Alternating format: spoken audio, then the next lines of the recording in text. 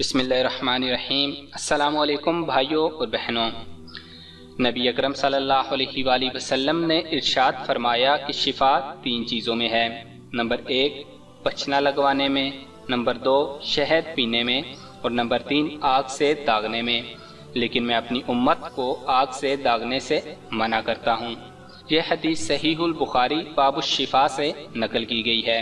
तो भाइयों और बहनों, आपने ये हदीस सुनी। अब इस हदीस की थोड़ी सी तशरीह में जाते हैं। सबसे पहले पचना लगवाना क्या चीज़ है। सबसे उम्दा डॉक्टर वो है जो पचना लगाने वाला है, जो पचना लगाकर खून निकालता है, जिससे रीढ़ और पुश्त की गिरानी जाती रहती है, निगाहों को रोशनी बख्शती है, यानी हाई ब्लड प्रेशर से जो कंधों का दर्द और बोझ होता है और निगाह की कमजोरी का इलाज है। तिब्बे नबी सल्लल्लाहु अलैहि वसल्लम में बहुत से अमराज का इलाज बगैर दवा के करने का बकसरत जिक्र आता है। मेरे एक मरीज जो कि मकामी बैंक के नायब सदर थे, उन्हें गुर्दों का इलाज लाहिक हो गया। पाकिस्तानी डॉक्टर्स ने डायलिसिस तजवीज़ किया। उन्हें उनके बेटे ने अमेरिका बुला लिया। वहाँ एलोपैथिक डॉक्टर गुर्दों के स्पेशलिस्ट को दिखाया। उसने देखने के बाद कहा कि अगर आप इनका इलाज करवाएंगे तो अद्वियात के जरिए एक मर्ज का इलाज होगा तो 2 अमराज मजीद पैदा हो जाएंगे। बेहतर है आप फिजियोपैथिक इलाज करवाएं। वो इलाज कराने के लिए उनके पास गए। उन्होंने कहा कि आपको डायलिसिस कराने की कोई ज़रूरत नहीं, आप चंद चीज़ों का परहेज करें और चंद चीज़ें इस्तेमाल करें। नतीजा ये निकला कि जब वो पाकिस्तान आए तो बिल्कुल ठीक हो चुके थे।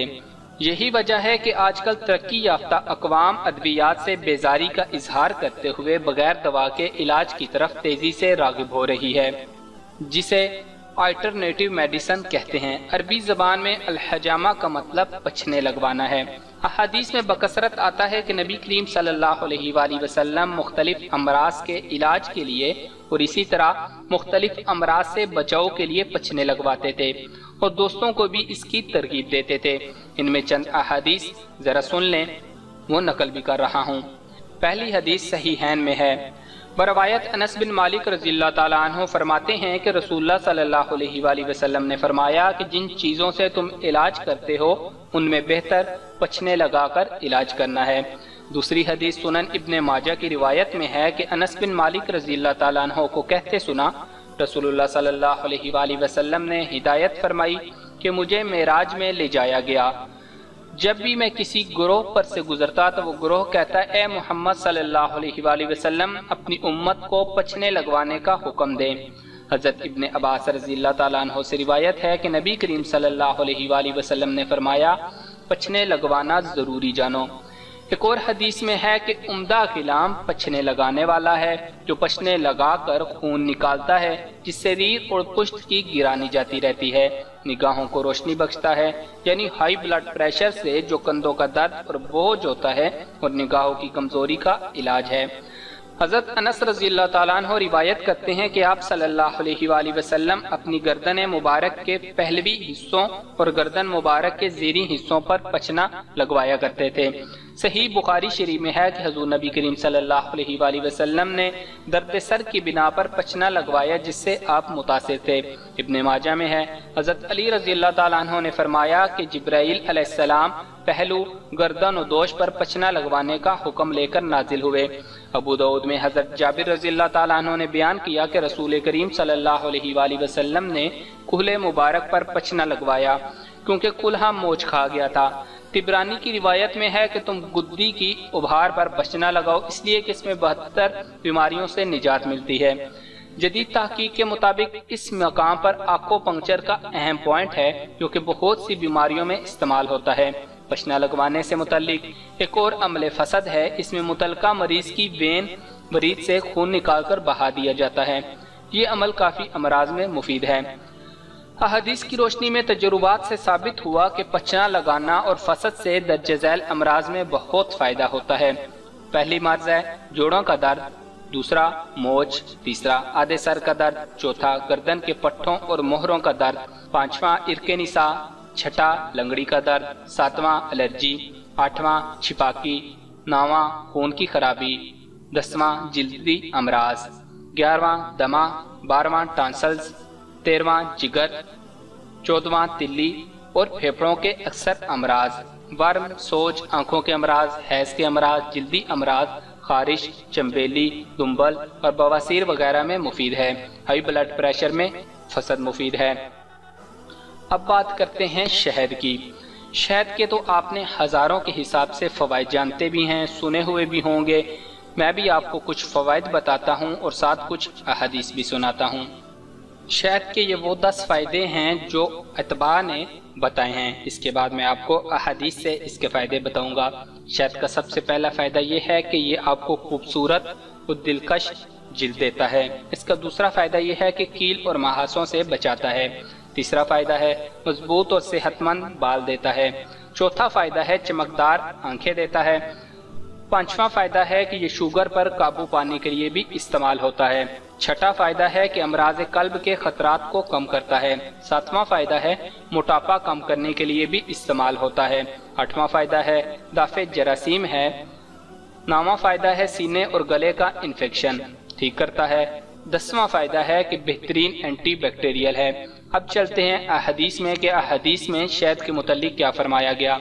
हज़रत अबू सईद रज़ी अल्लाह ताला अन्हु फरमाते हैं कि एक आदमी सरकार दो आलम सल्लल्लाहु अलैहि वसल्लम की खिदमत अक़दस में हाजिर हुआ और कहा, मेरा भाई पेट के मर्ज में मुब्तला हो गया है। आपने फरमाया उसको शहद पिलाओ।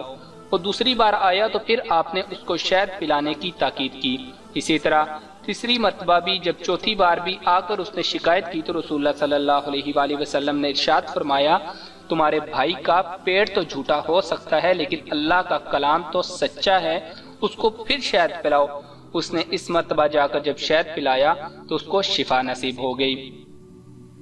तो इस हदीस से अमराज बतन में अफादियत शहद का इल्म होने के साथ साथ तिब के एक बुनियादी और अहम तरीन उसूल की तरफ रहनुमाई भी मिलती है कि किसी भी मर्ज के इलाज के लिए दवा की मिकदार, उसकी कैफियत और मरीज की कुव्वत की रियायत और लिहाज रखना दवा के मुफीद होने के लिए इंतहाई ज़रूरी है। जैसा कि मज़कूरा बाला हदीस में चौथी बार शहद के इस्तेमाल करने पर मर्ज से अफाका हासिल हुआ। इसी तरह हज़रत उमर रज़ियल्लाहु ताला अन्हु के बारे में आता है कि उनके बदन पर अगर फोड़ा भी निकल आता तो उस पर शहद का लेप करके इलाज करते। बाज़ लोगों ने वजह दरियाफ्त की तो फरमाया कि अल्लाह ताला ने इसके मुतल्लिक ये नहीं फरमाया फ़ीही शिफ़ाउल लिन्नास, इस शहद में लोगों की बहुत सी बीमारियों के लिए शिफा है। अब साइंसी तहकीकात से भी ये साबित हो गया है कि कुदरत की तरफ से जितनी अशिया ग़िज़ा के तौर पर इंसान को मुहैया की गई हैं उनमें शहद सबसे ज़्यादा मुकम्मल और जामे ग़िज़ा ही नहीं बल्कि अपनी तिब्बी खसूसियात की बिना पर ग़िज़ा और दवा के तौर पर लासानी है। चुनाचे यूरोप और दूसरे ममालिक में एलोपैथी की मुतअद्दिद दवाओं में इसका बेपनाह इस्तेमाल किया जा रहा है। इसी तरह यूरोप के अस्पतालों में चेहरे की हिफाजत के लिए जो फेस पैक बनाए जाते हैं उनमें शहद एक लाजमी जुज होता है। तो अब बात करते हैं हदीस के तीसरे जुज यानी जिस्म को दागे जाने से। तो जब नबी अकरम सल्लल्लाहु अलैहि वसल्लम ने फरमा दिया कि मैं अपनी उम्मत को इससे मना करता हूँ तो इस वजह से हमें जिस्म को नहीं दागना चाहिए। इसी तरह मैं आपको कुछ हदीस सुनाता हूँ, वो भी ज़रा गौर से सुनिएगा। नबी करीम सल्लल्लाहु अलैहि वसल्लम ने उबई बिन काब के पास एक तबीब भेजा जिसने उनकी एक रग को काट कर उसे आग से दाग दिया।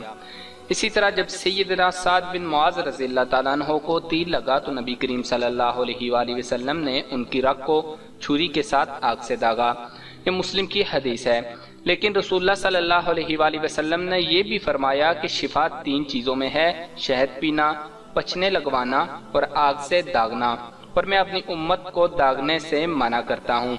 ये बुखारी शरीफ की हदीस है। इस हदीस से हमें ये मालूम होता है कि इंसानी जिस्म को बिला ज़रूरत आग से दागना मकरूह है, जबकि इलाज की गरज से जायज़ है, वो भी जहाँ अशद ज़रूरत हो, क्योंकि जिस्म को जहाँ से दागा जाता है वहाँ पर हमेशा के लिए दाग बना रह जाता है। इसलिए शरीयत ने इसको दागने से मना फरमाया है।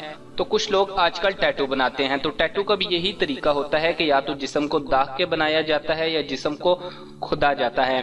तो ये इस तरीके से टैटू बनाना शरीयत में मना है। बेशक ऐसा कोई भी टैटू जो जिस्म पर बना हुआ हो और वो दायमी हो यानी मिट ना सकता हो तो शरीयत ने उससे सख्ती से मना फरमाया है। जिन नए भाई और बहनों ने अभी तक हमारा चैनल सब्सक्राइब नहीं किया वो हमारा चैनल सब्सक्राइब कर लें और घंटी का बटन दबाना مت بھولیے گا۔ جزاک اللہ۔